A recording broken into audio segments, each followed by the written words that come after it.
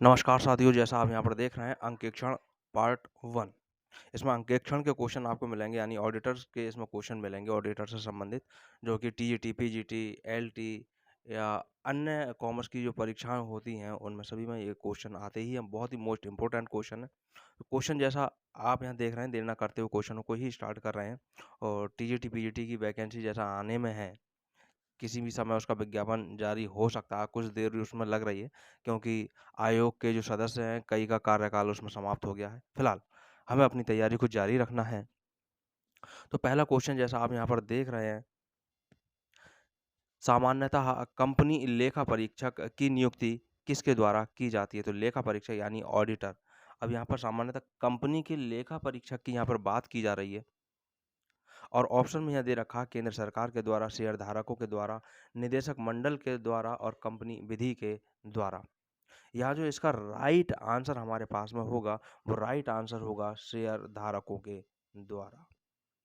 अगर यहाँ बात होती आंतरिक लेखा परीक्षक की, तब उसका राइट आंसर होता निदेशक मंडल के द्वारा। लेकिन यहाँ पर लेखा परीक्षक की केवल बात आ रही है, जो यहाँ पर मुख्य लेखा परीक्षक होगा उसकी यहाँ बात आ रही है, तो इसका जो राइट आंसर होगा वो शेयर धारकों के द्वारा होगा।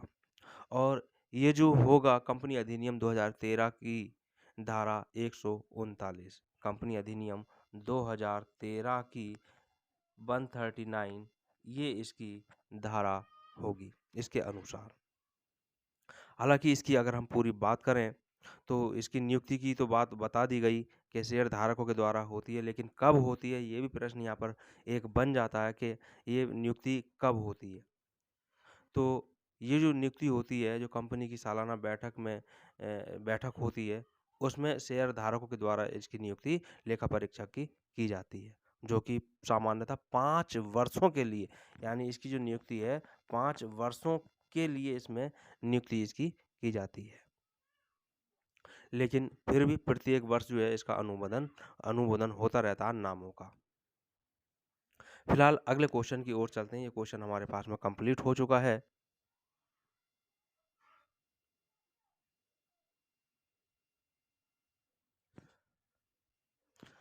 अगला क्वेश्चन जैसा आप यहाँ देख रहे हैं, परीक्षक का कार्य है। अब ये परीक्षक का मतलब लेखा परीक्षक से ही यहाँ पर है कि लेखा परीक्षक का कार्य होता है। तो कौन सा कार्य होता है? ऑप्शन में यहाँ पर दे रखा है लेखा वहियों का अभिलेखन करना, विभिन्न लेखा वहियों का संकलन करना, लेखों की समीक्षा करना, शुद्धता ज्ञात करने के लिए वही प्रविष्टियों का सत्यापन करना, और 5वां ऑप्शन भी यहाँ पर दे दिया है, लेखा से निष्कर्ष निकालने के लिए अर्थ निर्वचन करना। ये 5 ऑप्शन जो हैं, असिस्टेंट प्रोफ़ेसर का जब एग्ज़ाम होता है तो उसमें 5 ऑप्शन मिलते हैं देखने को। फिलहाल हमारा यहाँ पर लेखा परीक्षक के कार्य की यहाँ पर बात चल रही है, तो इसका जो राइट आंसर है वो हमारे पास में 4 नंबर का जो ऑप्शन दे रखा है, शुद्धता ज्ञात करने के लिए वही प्रविष्टियों का सत्यापन करना। ये हमारा राइट आंसर होगा, नंबर 4। क्योंकि पहला जो ऑप्शन है लेखा वहियों का अभिलेखन करना, वो इसके द्वारा नहीं किया जाता है। विभिन्न लेखा वहियों का संकलन भी नहीं किया जाता है। लेखों की समीक्षा भी नहीं इसके द्वारा की जाती है। इसके द्वारा केवल और केवल शुद्धता ज्ञात करने के लिए जो वहियाँ हैं उसकी प्रविष्टियों का सत्यापन करना होता है। चलते हैं अगले क्वेश्चन की ओर।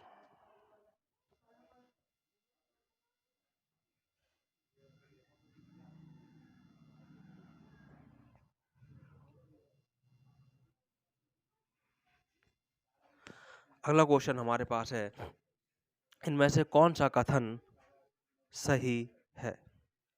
पहला कथन इसमें दे रखा है ऑप्शन में कि लेखा परीक्षा कई वर्षों पर व्याप्त होती है। दूसरा ऑप्शन है लेखा परीक्षा एवं अन्वेषण दोनों कई वर्षों पर व्याप्त होते हैं। तीसरा ऑप्शन है अन्वेषण कई वर्षों पर व्याप्त होता है। और चौथा ऑप्शन है किसी उपक्रम की औसत अर्जन क्षमता जानना लेखा परीक्षा का एक उद्देश्य है। और पांचवा ऑप्शन जो हमारे पास है, लेखा परीक्षा उपक्रम की वित्तीय स्थिति प्रकट कर सकती है। एक चीज़ मैं आपको कहना चाहूँगा कि अगर आवाज़ आपको सही नहीं आ रही है तो हेडफ़ोन या ईयरफ़ोन का यूज़ ज़रूर करें।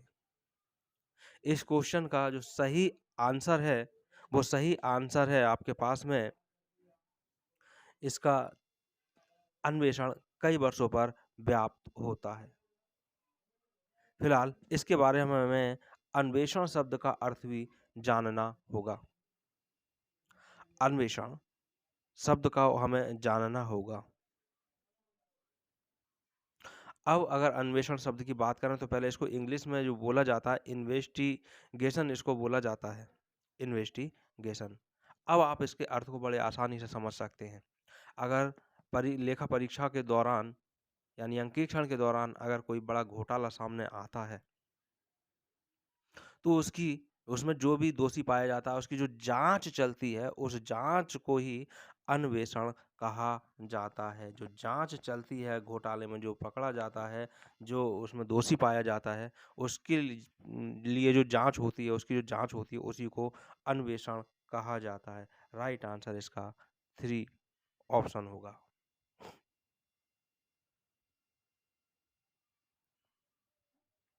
अगला क्वेश्चन हमारे पास है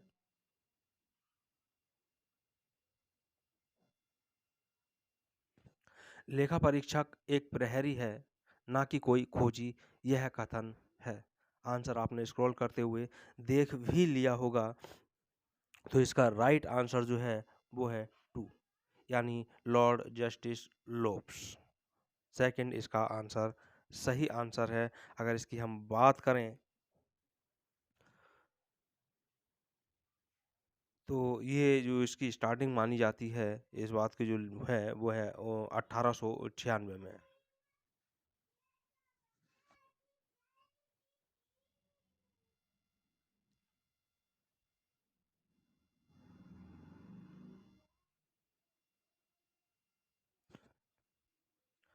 अगला क्वेश्चन हमारे पास है 5 नंबर का जिसमें लिखा है निम्न में से कौन-सा एक कार्य एक कंपनी सचिव द्वारा नहीं किया जाता है?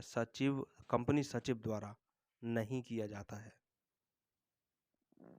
ऑप्शन में दे रखा है शीर्ष प्रबंधन के एक एजेंट के रूप में सीएस, दूसरा है निगरानी रखने वाले के रूप में सीएस और तीसरा है बीओडी के सदस्यों के लिए प्रॉक्सी के रूप में सीएस, चौथा है एक लेखाकार के रूप में सीएस और पांचवा है एक लेखा परीक्षक के रूप में सीएस।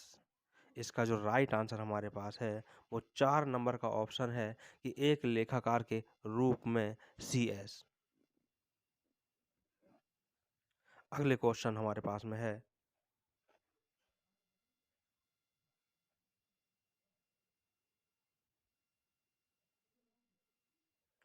ये यहाँ पर कॉलम हमारे सामने दे रखे हैं।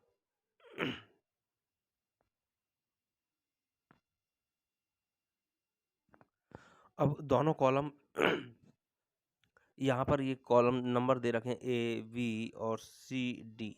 यहाँ दे रखा है 1, 2, 3 और 4। इसमें से कौन-सा किसके सामने आना चाहिए? यानी हमें सही मैच इसमें करके देखना है। अब इसका अगर हम सही मैच करें, तो इसका सही मैच होगा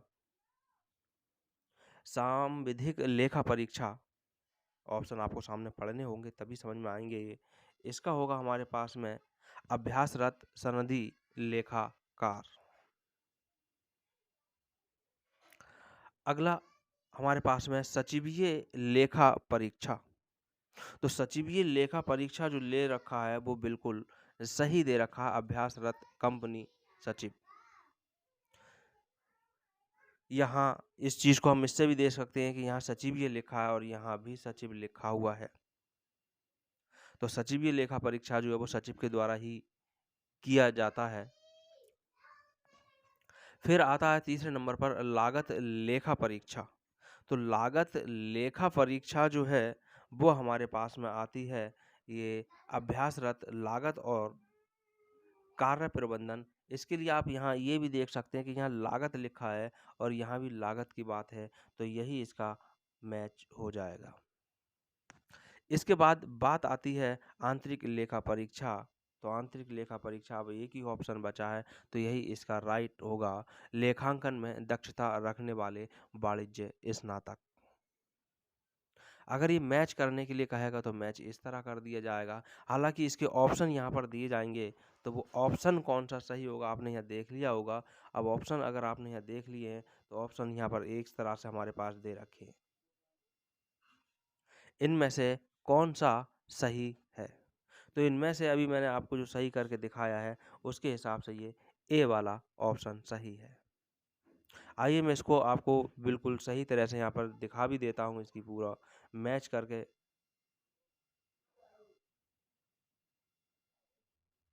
ये यहाँ पर आप देख सकते हैं, बिल्कुल मैच करके हमने यहाँ पर रख लिए हैं और इस तरह से ऑप्शन हमारा होता है ए का 3, बी का 2, सी का 4 और डी का 1। इस तरह ये हमारे पास मैच है।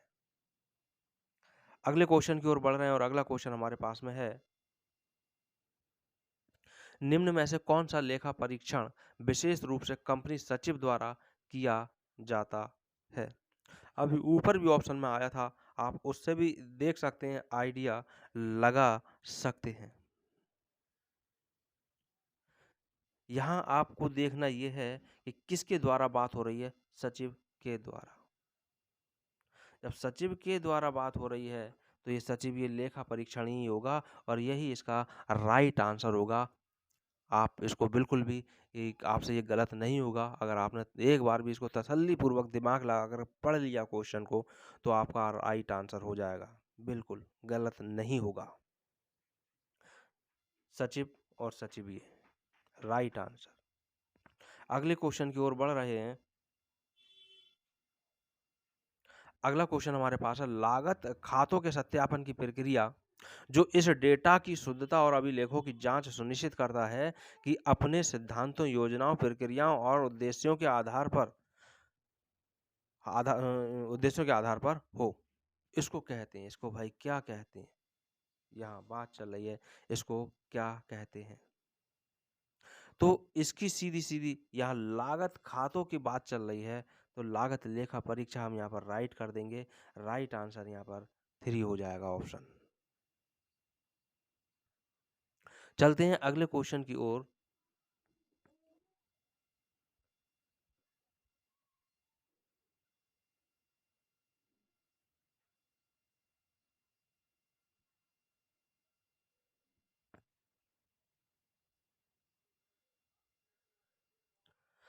अगला क्वेश्चन हमारे पास है, निम्न कृतियों में से कौन सा सचिवीय लेखा परीक्षा के तहत किसी भी आवृत क्षेत्र में नहीं है?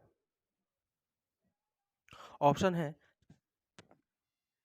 कंपनी अधिनियम 1956 और इसके अधीन बनाए गए नियम। दूसरा ऑप्शन है प्रतिभूति संविदा विनिमय अधिनियम 1956 और इसके अधीन बनाए गए नियम। तीसरा है विदेशी मुद्रा प्रबंधन अधिनियम 1999 और इसके अधीन बनाए गए नियम और विनियम। और नंबर 4 है भारतीय प्रतिभूति और विनिमय बोर्ड 1992 के विशिष्ट नियम। और 5वां ऑप्शन है बोनस भुगतान अधिनियम 1965 और इसके अधीन बनाए गए नियम।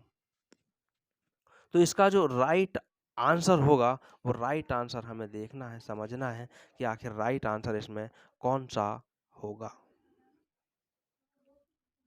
तो इसका जो राइट आंसर है, वो हमारे पास होगा 5 नंबर पर बोनस भुगतान अधिनियम 1965 और इसके अधीन बनाए गए नियम। ये इसका राइट आंसर है। अगले क्वेश्चन की ओर बढ़ते हैं।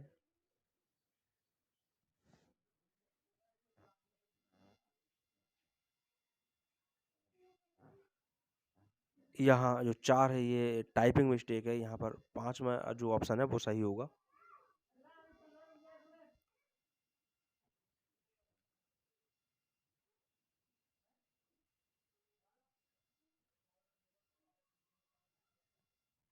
अगला क्वेश्चन है, किसी कंपनी के आंतरिक अंकेक्षक की नियुक्ति की जाती है। बहुत ही इम्पोर्टेंट क्वेश्चन है। पहले ही क्वेश्चन में मैंने बताया था, वहाँ पर थी अंकेक्षक की बात, कंपनी अंकेक्षक। यहाँ है आंतरिक अंकेक्षक की बात।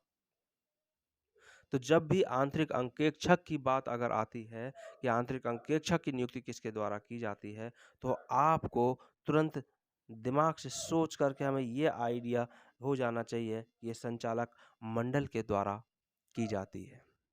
लेकिन हाँ, यहाँ पर एक पॉइंट की बात ये भी आती है कि अगर आंतरिक अंकेक्षक की नियुक्ति के बारे में ऑप्शन में संचालक मंडल नहीं है दिया हुआ और अगर प्रबंधन दे रखा है, प्रबंधक या प्रबंधन, तो आपको प्रबंधन राइट करना होगा।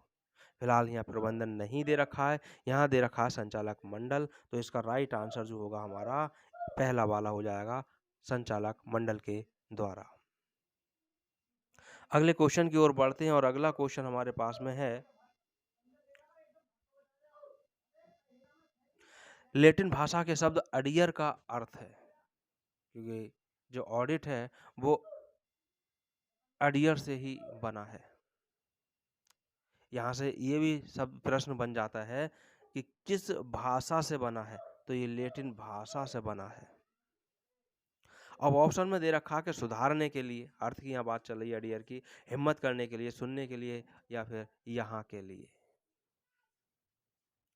इसका राइट आंसर जो होगा हमारे पास में 3 नंबर हमारा राइट आंसर होगा सुनना, सुनने के लिए। तो सुनने के लिए पहले से ही यह बात चली आ रही है कि अडियर, आप यहाँ शब्द को देख ही रहे हैं। प्राचीन काल में जब हिसाब किताब, व्यापार तो पहले से ही चला आ रहा है, राजा महाराजा हुआ करते थे, तो जब राजा के समीप यानी जो भी मुखिया होता था उसके समीप या जो भी किसी तरह की कोई इसमें किसी भी तरह के जब खाते की जांच हुआ करती थी, तो जो कोई जज हुआ करता था या कोई राजा हुआ करता था, उसके सामने जो पेश किए जाते थे ये खाते बहियां वगैरह सब, और इसके बताया समझाया जाता था, तो उसी को सुनना, वो सुनने का ही काम होता था, इसलिए सुनने के लिए बात आती थी और उसी का अडियर का अर्थ जो है वो सुनने के लिए लगाया जाता है।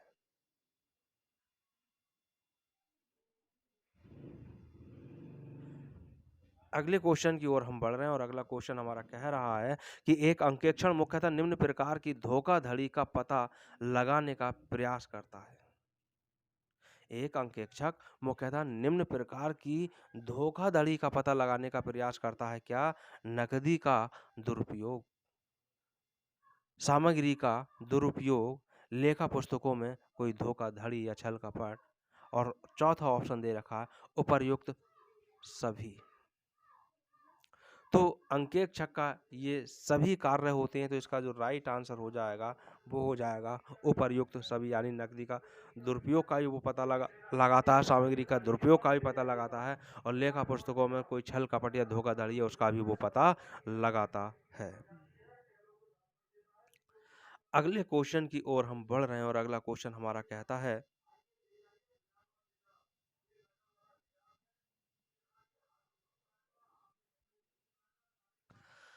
जब अंकेक्षक का कार्य नियमित अथवा अनियमित रूप से वर्ष भर चालू रहता है या चलता रहता है, तो इसे कहा जाता है। क्वेश्चन बहुत ही इम्पोर्टेंट क्वेश्चन है कि जब वर्ष भर नियमित या अनियमित किसी भी तरह से कार्य चलता रहता है, तो इसे क्या कहते हैं? सतत अंकेक्षक कहते हैं, या वैधानिक अंकेक्षक कहते हैं, या अंतरिम अंकेक्षक कहते हैं, अंकेक्षण कहते हैं, या फिर आंतरिक अंकेक्षण कहते हैं। भाई राइट आंसर जो इसका होगा वो होगा सतत अंकेक्षण, सतत अंकेक्षण, जो कि ये चलता ही रहता है।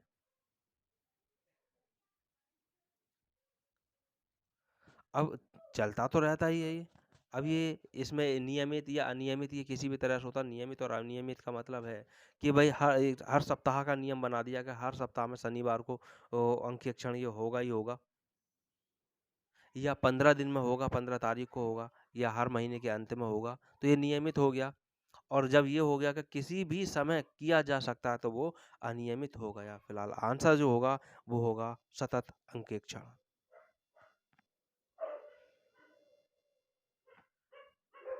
अगला क्वेश्चन हमारे पास है कि एक अंकेक्षण बीमा करता नहीं है और उसे जो कुछ करना है वह उचित देखभाल और कौशल के साथ करना है। यह निर्णय इस विवाद में दिया गया था। भाई ये किसके विवाद में दिया गया था? किंगस्टन कॉटन मिल्स लिमिटेड के मामले में, या एलन क्रेग एंड कंपनी के मामले में, या लंदन और जनरल बैंक के मामले में, या फिर उपरोक्त सभी के मामले में क्या ये निर्णय दिया गया था? राइट आंसर इसका होगा 3, यानी लंदन और जनरल बैंक के मामले में ये दिया गया था कथन, निर्णय दिया गया था। बढ़ते हैं अगले क्वेश्चन की ओर। अगला क्वेश्चन हमारे पास में है, टाटा कंपनी लिमिटेड के लिए अंकेक्षण है। भाई अब ये अंकेक्षण जो है वो विलासिता है, आवश्यकता है, या प्रतिष्ठा मूलक है, या आवश्यकता एवं विलासिता दोनों है? यहाँ इसका राइट आंसर हमारे पास में होगा आवश्यकता। वही है इसकी आवश्यकता है। क्योंकि आवश्यकता क्यों है? क्योंकि जब बहुत बड़े स्तर की जब कंपनी होती है तो उसमें छल कपट भी हो सकता है, उसका पता लगाने में ये सहायक है। कार्य क्षमता में भी वृद्धि होती है, ख्याति का आकलन भी इसी से होता है, ख्याति में वृद्धि हुई, कमी हुई वो भी इसी से पता लगता है, इसलिए इसके लिए ये एक आवश्यकता है। अगला क्वेश्चन की ओर बढ़ रहे हैं और अगला क्वेश्चन हमारा कहलाता है,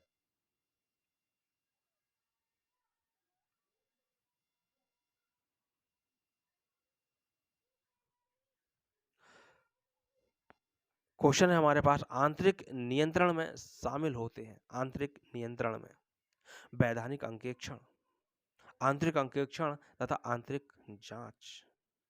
दूसरा ऑप्शन है केवल आंतरिक जांच तथा आंतरिक अंकेक्षण, और तीसरा है आंतरिक जांच, आंतरिक अंकेक्षण तथा संपत्तियों का भौतिक सत्यापन, और चौथा ऑप्शन है आंतरिक जांच, आंतरिक अंकेक्षण, वैधानिक अंकेक्षण तथा संपत्तियों का भौतिक सत्यापन। यहाँ राइट आंसर हमारे पास में होगा 2 नंबर पर, यानी 2 नंबर का ऑप्शन, केवल आंतरिक जांच तथा आंतरिक अंकेक्षण, क्योंकि यहाँ शब्द में ही कह रहा है आंतरिक नियंत्रण। तो संपत्तियों का या इसमें नहीं होगा, वैधानिक अंकेक्षण इसमें नहीं होगा, इसमें जो होगा केवल आंतरिक जांच होगी, आंतरिक अंकेक्षण होगा। अगला क्वेश्चन हमारे पास में है,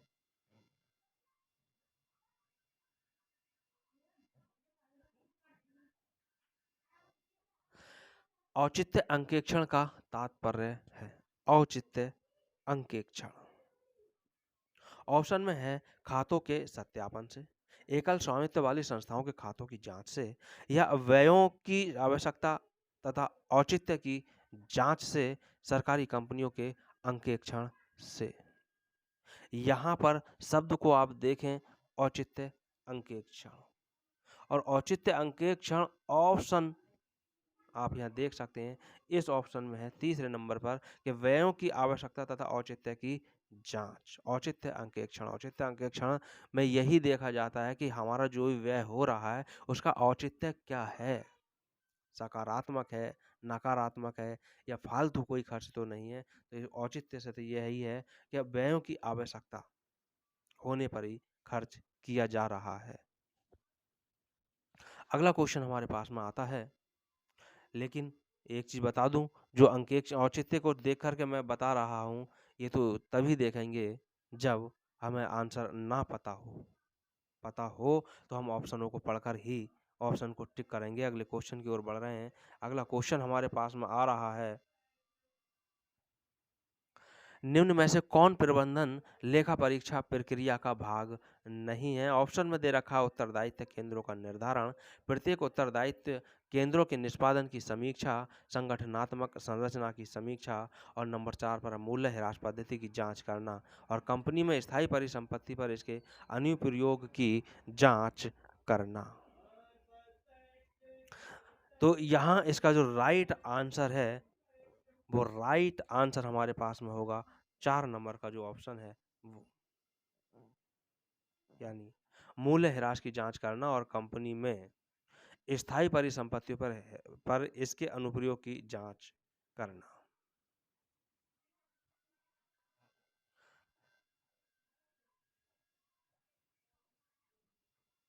अगला क्वेश्चन 19 नंबर का, चालू अंकेक्षण में अंकेक्षक का स्टाफ वर्ष भर लेखों की जांच में व्यस्त रहता है, यह परिभाषा दी गई है।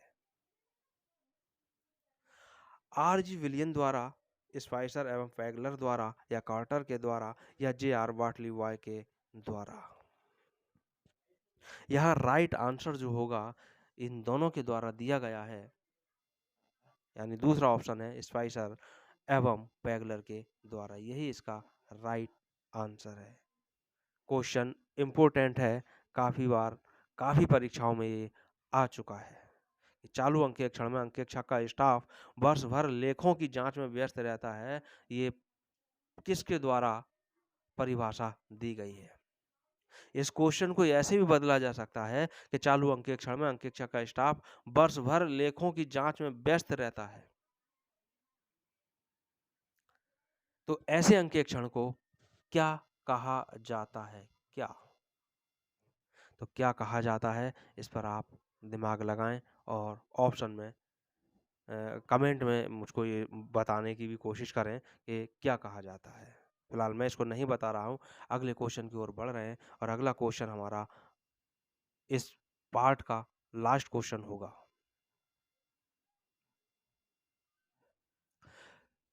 क्वेश्चन है नंबर 20।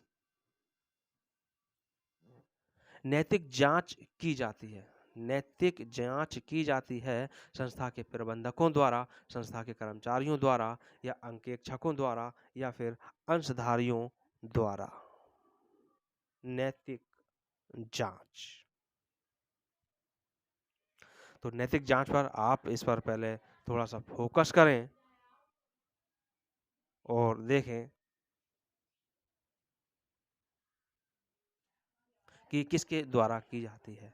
ऑप्शन में अगर आप 2 को देख रहे हैं कि संस्था के कर्मचारियों के द्वारा, तो भाई ये आंसर गलत हो जाएगा। आंसर हमारा जाएगा नंबर 3 के साथ में, अंकेक्षकों द्वारा। जो कंपनी के अंकेक्षक हैं वो नैतिक जांच करते हैं। जो उनके जूनियर अकाउंटेंट होते हैं, जूनियर अकाउंटेंट हैं, यानी उनके जूनियर से या लेखा परीक्षक जूनियर हैं, उन लोगों ने जो जूनियर ने जो खाते बनाए हैं, जो लेन देनों की एंट्री की है, उनकी जो जांच की जाती है वो नैतिक जांच कहलाती है और वो अंकेक्षकों द्वारा की जाती है।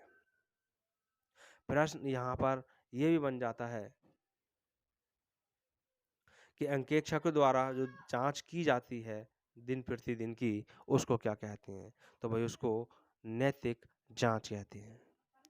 अगर क्वेश्चन आपको पसंद आए तो कमेंट करके यस जरूर लिखें और ऐसे क्वेश्चनों के लिए आपको इम्पोर्टेंट क्वेश्चन मिलते रहेंगे।